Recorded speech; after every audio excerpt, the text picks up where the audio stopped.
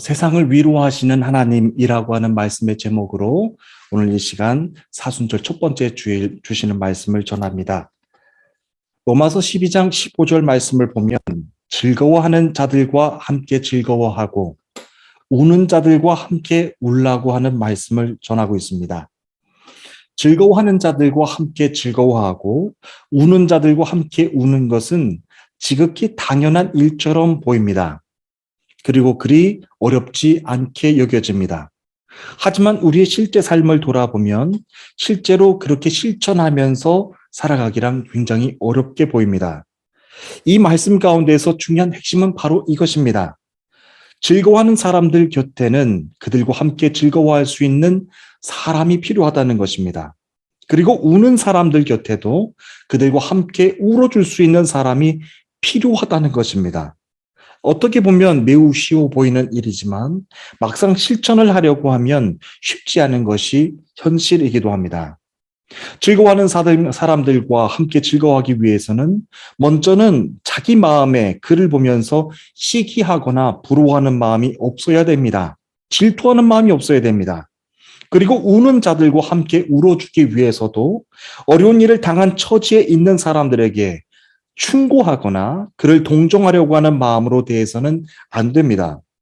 하지만 죄된 인간의 마음에는 누군가를 시기하고 질투하고자 하는 마음이 항상 존재합니다.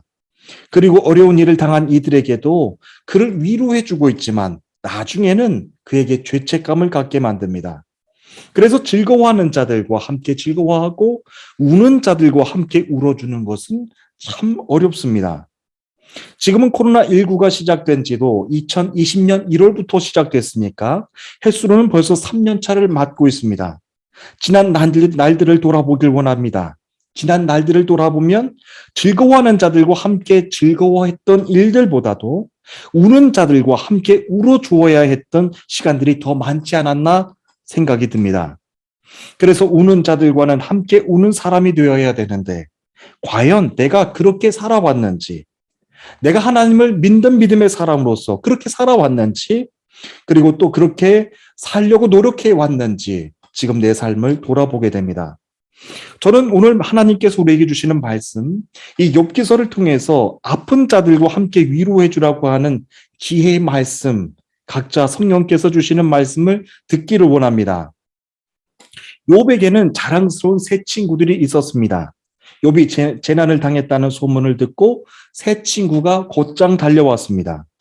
욥의 10남매가 죽었다는 소식을 들었습니다. 그러니 얼마나 친구들의 마음이 충격이었겠습니까? 욥을 조문하고 그를 위로하기 위해서 서로 약속을 맺고 찾아왔습니다. 여기에다가 재산을 다 잃고요, 죽을 병까지 들렸으니 욥의 친구들은 욥을 꼭 위로해주고 싶었을 것입니다. 하지만 욥의 세 친구들은요, 욥의 처참해진 모습을 보자마자 어떤 말로도 어떤 행동으로도 그를 위로해 줄 수가 없었습니다. 욥의 모습이 너무나도 비참해 보였기 때문에 그렇습니다. 욥의 모습이 너무도 처참해서 세 친구들은 소리를 일제히 지르고 통곡하고 옷을 찢었습니다. 말로는 도저히 위로해 줄 수가 없는 욥의 모습을 봤기 때문에 그렇습니다. 이렇듯 우리가 개인적으로는 하나님께 신앙생활을 잘 하면서도 곁에 있는 믿음의 형제 자매들을 항상 지켜봐주고 돌봐주는 것, 그리고 어려운 일을 당한 이들을 찾아가서 위로해주는 일은 어쩌면 개인적으로 신앙생활하는 일보다 더 어려울지 모릅니다. 사람이 감당할 수 없는 큰 고난을 당하게 되면 그는 정신적으로뿐만 아니라 육체적으로도 큰 충격을 받게 됩니다. 현실을 받아들이지 못하고 아프고 그리고 고통스럽습니다. 마치 우리 몸에 큰 충격을 받으면 새파랗게 멍이 들고 피가 나는 것처럼 마음에도 큰 상처가 나게 됩니다. 이때 그의 마음을 알아주고 그의 상한 마음을 위로해 줄 수 있는 사람이 필요합니다. 곁에서 함께 위로해 줄 때 그의 상한 마음을 어루만져 줄 수 있기 때문에 그렇습니다. 욥에게 일어난 슬픈 소식을 듣고서 세 친구들이 찾아왔습니다. 12절 말씀을 보시면 욥의 세 친구들은 일제히 소리질러서 울었습니다. 그리고 자기의 겉옷을 찢고 하늘을 향하여 먼지를 날려서 자기 머리에 뿌렸습니다. 여러분, 이런 독특한 행동은 이스라엘 백성들이 극도의 슬픔을 당했을 때 하게 되는 행동입니다. 욥의 친구들이 처음 욥을 만나서 보인 행동은 처참한 모습으로 변한 욥과 함께 울어주고 슬픔을 나누는 일이었습니다. 아마도 욥이 친구들의 위로를 받고서 마음에 큰 위안을 받았을지 모릅니다. 여러분, 이는요, 예수님도 그렇게 해주셨습니다. 요한복음 11장 말씀을 보면 나사로가 죽은 것 때문에 많은 유대인들이 그때 와서 많이 울었던 모습을 여러분들도 기억하실 것입니다. 그때 예수님은 유대인들이 우는 것을 보셨고요. 심령의 비통히 여기셨습니다. 그리고 예수님도 눈물을 흘려 우셨습니다. 지난 주간에는 우크라이나에서 탈출해 나온 난민들을 제가 취재하기 위해서 터키와 불가리아 국경 검문소에 다녀왔습니다. 졸지에 난민이 되어버린 우크라이나 시민들의 얼굴에는 전혀 기쁨이 없었고 슬픔이 가득 드리워져 있었습니다. 그들의 간증을 들어보니까 그들은 새벽 시간 예고도 없이 시작된 포격 소리를 듣고서 겁에 질려서 간신히 옷만 챙겨서 우크라이나를 급하게 빠져나왔습니다. 그 행렬들이 너무나도 길어서 보통은 16시간이면 터키에 오는 거리인데 그들은 무려 4일, 5일 밤낮을 세워서 그렇게 터키에 들어왔다고 간증 고백했습니다. 긴 전쟁 피난민 행렬 때문에 그 폭설에 갇혀서 안에서 물도 없었고 음식도 없었고 따뜻한 무언가도 아무것도 없이 그들은 생명을 걸고 터키에 들어왔습니다. 대부분의 사람들이 여성들이었고요. 아이들이었습니다. 그리고 노약자들이었습니다. 지금 우크라이나는 전시 상황으로 인해서 18세부터 65세 남성들은 의무적으로 징집되어서 총을 들어야만 되는 상황이라고 합니다. 어떤 한 부인은 말을 다 하지 못했습니다. 그리고 저를 보고서 눈물을 그치지 않고서 마냥 울기만 했습니다. 자신은 몸을 빠져서 나왔는데 남편은 우크라이나에서 나올 수가 없었다면서 그냥 말없이 계속 우는 겁니다. 또 한 젊은 부인은 품에 이제 갓 태어난 지 100일도 안 되어 보이는 어린 아기를 품고 있었습니다. 그 자매의 모습이 너무나도 슬퍼 보였습니다. 터키어와 영어가 전혀 되지 않아서 무엇이 그에게 필요한지 터키 적십자 자원봉사자들에게까지 도움을 부탁하지 못하고 그 어린 아기만 품고서 구석에 그냥 쭈그리고 앉아서 있는 모습이었습니다. 또 어떤 한 자매는요, 말은 하기는 하는데 그냥 정신 나간 사람처럼 횡설수설하면서 이런저런 얘기를 그냥 계속해서 말하는 겁니다. 전쟁이 그에게 그렇게 두려움을 안 줘줬던 것이죠. 저는 그 전쟁 피난민들을 보고서 이내 다시 하나님께 간절한 마음으로 기도가 시작됐습니다. 하나님, 전쟁으로 인해서 남편과 아들을 남겨두고 졸지에 난민의 신분으로 나온 이 슬픈 마음들을 주님 위로해 주옵소서. 주의 종의 발걸음을 이곳 가운데 닿게 해주셨사오니 이들을 위해 기도하라고 이곳에 보내주신 줄로 믿습니다. 하루속히 전쟁이 멈추게 해주시고 우크라이나 땅에 그리고 러시아 땅에 주님이 주시는 참된 평화가 임하게 하여 주옵소서 라고 하면서 그들을 보면서 그냥 기도할 수밖에 없었습니다. 사랑하는 우리 주님의 성도 여러분, 저는 주님이 여러분들에게 만나게 해주신 그 모든 사람들이 그냥 그저 지나가는 만남으로 그냥 주시는 만남들이 아닌 줄로 믿습니다. 슬픈 이들을 만나십니까? 그리고 아픈 사연을 가진 이들을 만나고 계십니까? 그들에게 주님의 참된 위로와 평안이 함께 머무를 수 있도록 기도해 주시기를 간절히 소원합니다. 그래서 여러분들이 기도할 때 그곳에 참 위로와 평안이 머물게 해주시고 여러분들이 기도하면서 주님의 참된 평화가 이 땅 가운데 확장되어 나가시기를 간절히 소원하는 것입니다. 슬픈 일을 당한 사람들이 있다면 우리는 그들을 찾아가야 됩니다. 그리고 큰 위로를 전해줘야 됩니다. 그리고 주님의 이름으로 그 모든 문제들이 해결될 수 있도록 우리는 그들을 위해서 기도해 줘야 됩니다. 나와는 직접적인 관련이 없다고 하더라도 누군가 슬픈 소식을 듣게 되면 그 또한 그들을 위로해 주라고 주님이 보내주시고 주님이 만나게 해주신 일인 줄 믿고 우리는 기도해야 되는 것입니다. 그래서 여러분들이 계시는 그곳에 이 세상에서는 줄 수 없는 주님만이 주시는 참된 평안과 안식이 그곳 가운데 충만히 넘치게 되는 것입니다. 본문 13절 말씀을 보면 이렇게 기록하고 있습니다. 밤낮 7일 동안 그와 함께 땅에 앉았으나 욥의 고통이 심함을 보므로 그에게 한마디 말하는 자가 없었더라. 욥이 얼마나도 고통스러웠는지 말을 잃고 밤낮을 7일 동안 땅바닥에 앉아 있었습니다. 무엇보다도 하나님께서 왜 자신에게 이러한 고통을 주셨는지 마음의 고통도 아주 심해서 극심해서 잠을 청할 수도 없는 모습이었습니다. 욥은 아무 말도 할 수가 없었습니다. 게다가 몸까지 아픕니다. 온몸이 가렵고 이곳저곳에 진물이 나기 시작을 합니다. 통증도 가시지 않습니다. 그렇게 일주일 동안을 그렇게 심한 고통을 앓았습니다. 자녀들이 다 죽었고요. 종들도 다 죽었습니다. 재산도 다 잃어버렸습니다. 그리고 더 정말로 고통스러운 것은 지금 욥의 옆에는 그를 도와주고 위로해주는 자가 한 사람도 없습니다. 곁에 있었던 아내조차도 심하게 고통과 외로움을 겪고 있었던 욥을 보면서 남편을 향해서 저주했습니다. 그때 욥이 얼마나도 외로웠을까요? 욥은 완전히 혼자 남겨졌습니다. 그때부터는 혼자서 이 고통과 싸워야 합니다. 믿음의 사람들에게 고통이 가장 클 때가 바로 그와 같은 때입니다.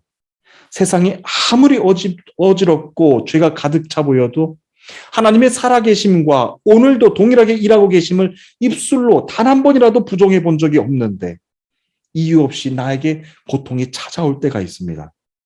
그때 세상 사람들은 물론이거니와 믿음의 사람들조차도 비웃음을 받게 되고 하나님을 향한 내 믿음까지 큰 상처를 받게 될 때가 온다는 것이죠.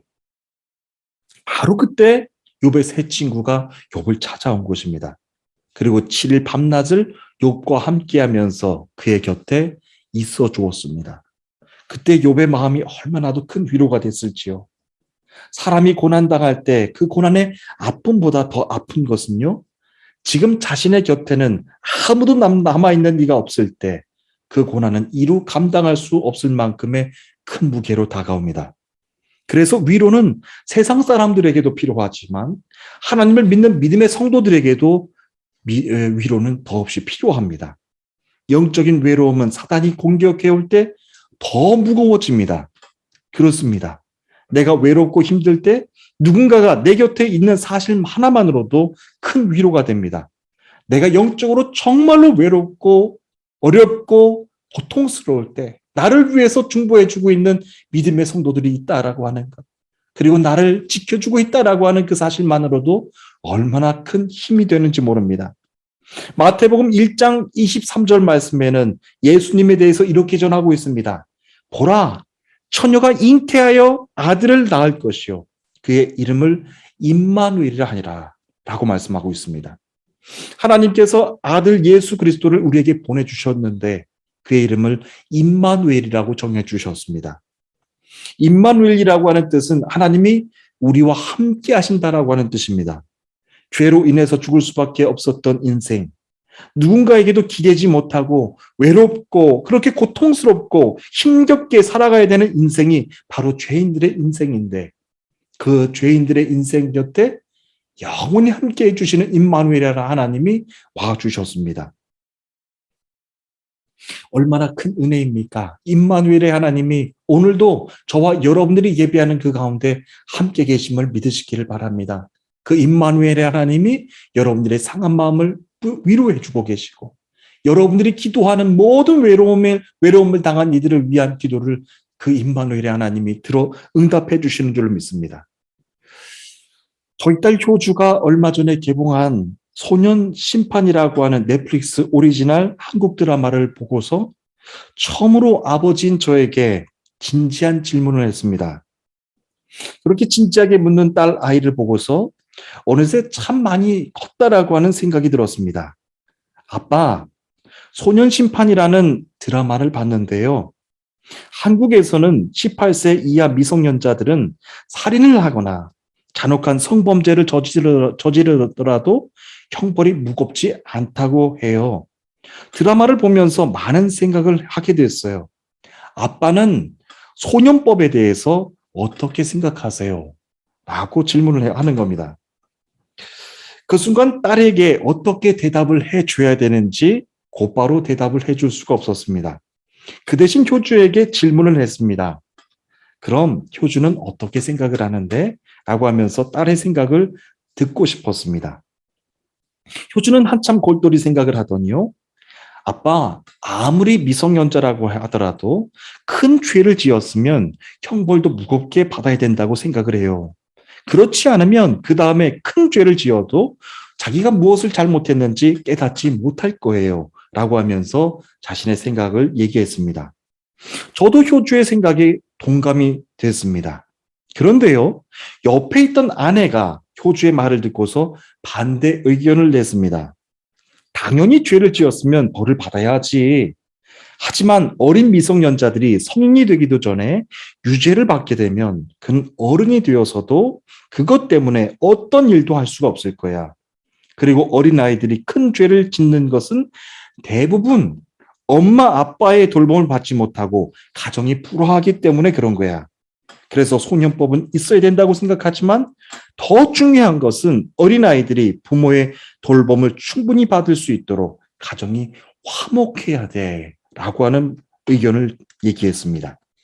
저는 아내와 딸이 진지하게 토론하는 것을 들으면서 누구의 의견을 따라야 될지 참 어려웠습니다. 아내의 생각도 옳고 딸의 생각도 옳아 보였기 때문에 그렇습니다.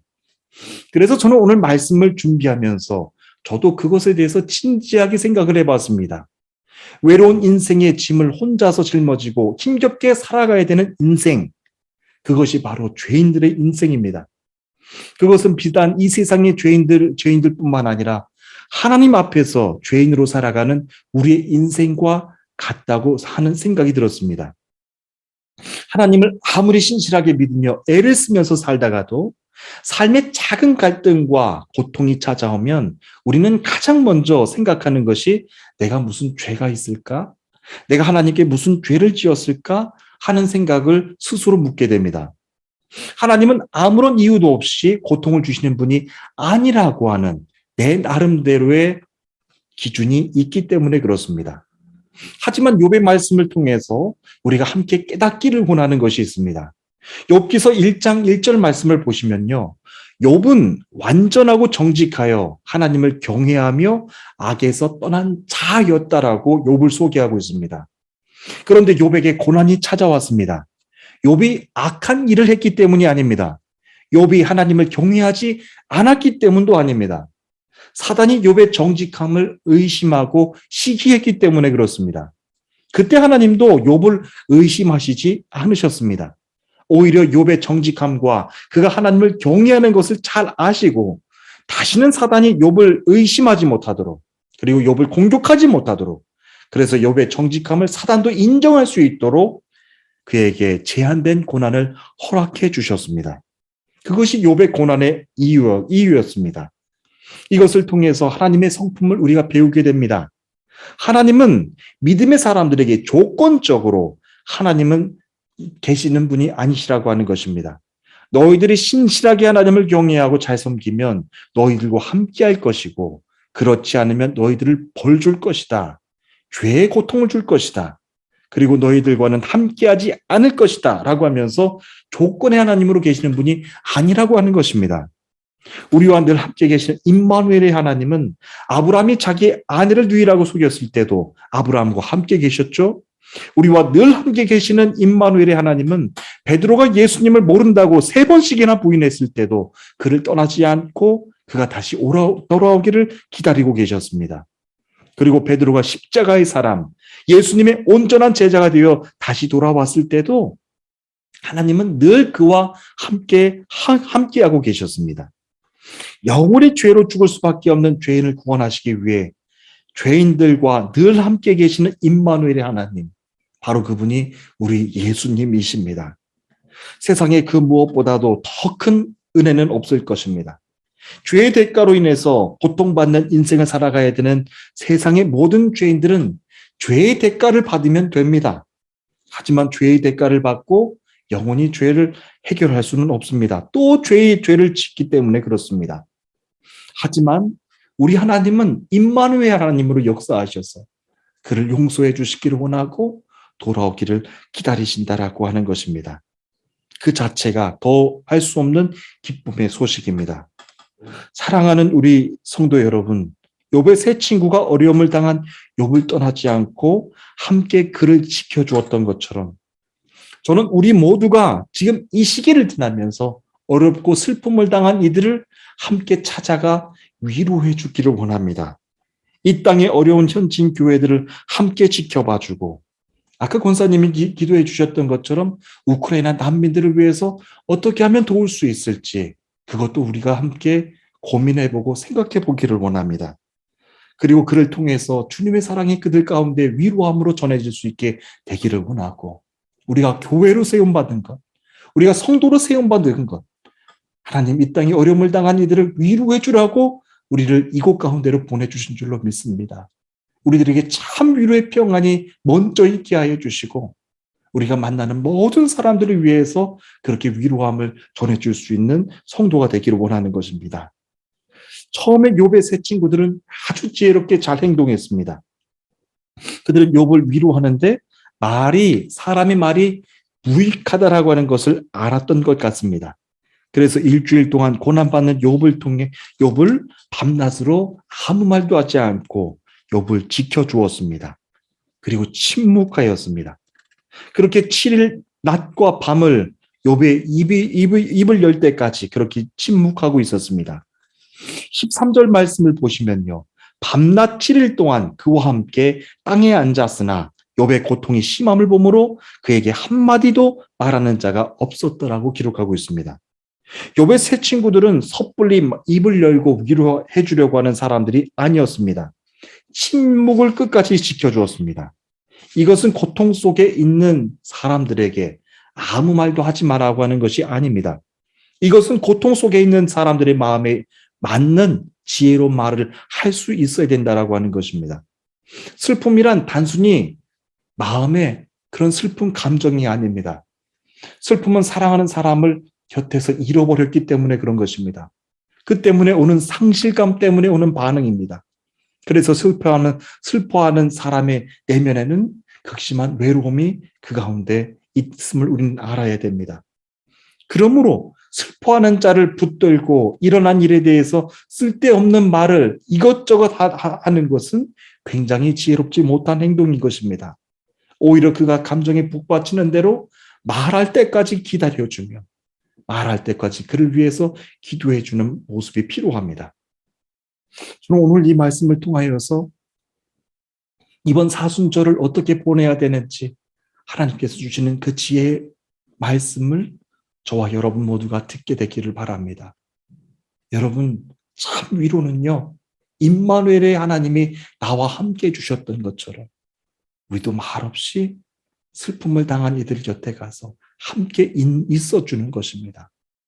저는 여러분들에게 임마누엘의 하나님이 주시는 참 평안의 은혜가 여러분들 영혼뿐만 아니라 만나시는 모든 사람들에게도 전해줄 수 있게 되기를 주님의 이름으로 축복합니다.